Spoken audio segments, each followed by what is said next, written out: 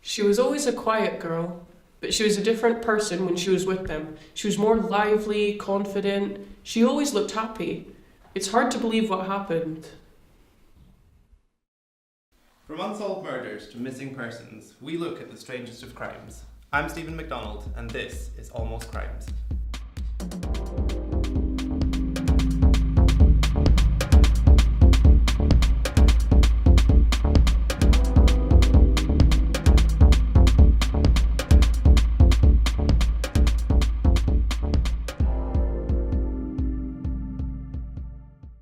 Tonight on Almost Crimes, we look at what happened to the Hawkins family when they believed their daughter Anna Hawkins had gone missing in 2016.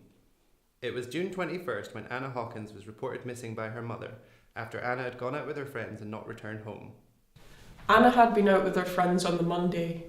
It was a lovely warm day and they just wanted to go out and enjoy it. Nothing seemed out of the ordinary, but it was the summer holidays and she was out most days. Believing Anna had stayed at a friend's house and forgot to charge her phone, Ms. Hawkins waited until the afternoon for her daughter to come back. It wasn't out of the ordinary for Anna to stay at a friend's house after being out for the day with them.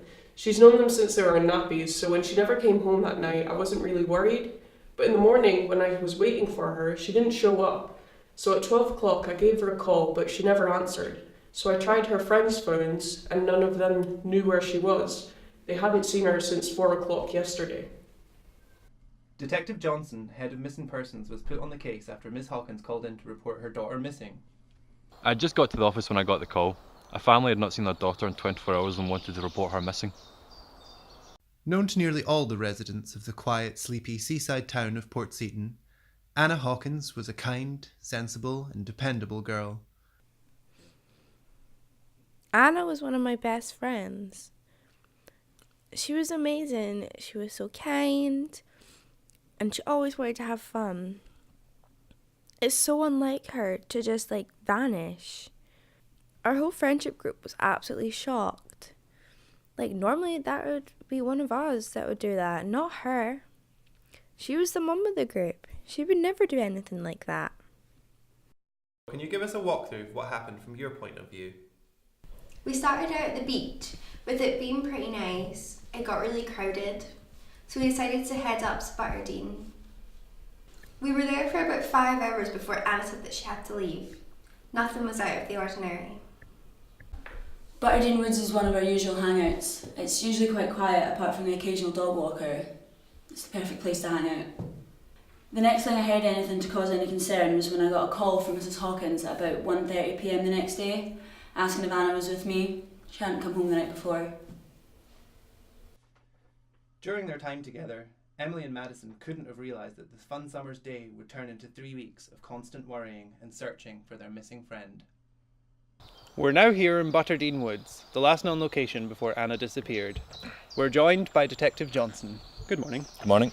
Do you mind telling us a little bit about the search for Anna and how it began? Yes, well, we had 20 volunteers who helped search here and other places Anna was known to visit. However, over the 3 weeks there was no sign of Anna. Every lead that we did have led to dead ends, making the case go cold. So what were the next steps? The next step was to re-interview everybody who'd seen her before she'd went missing. And that's when you found her? And that's when we found her. The police, as well as Anna's friends and family, spent 3 weeks looking for her. Over the course of these weeks, they spent over 100 hours looking for her, and just when they were starting to lose all hope in finding her alive, the unbelievable happened. So can you give us a walkthrough of what happened from your point of view? Well, I was going away to go camping with my friend that moved away a few years ago, and I told my mom about it 2 weeks prior.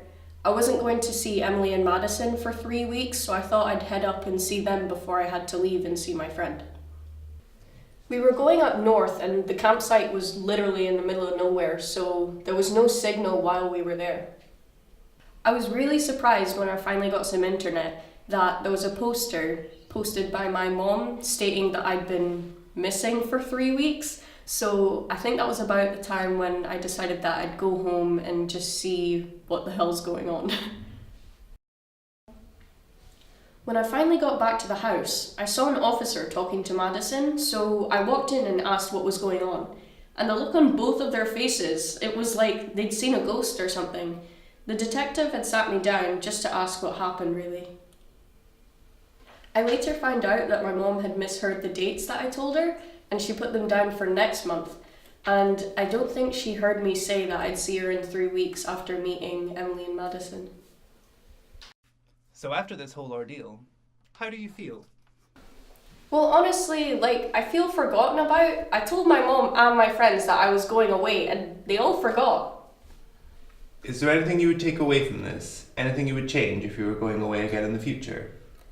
I think when I go away, I'm gonna take more precautions.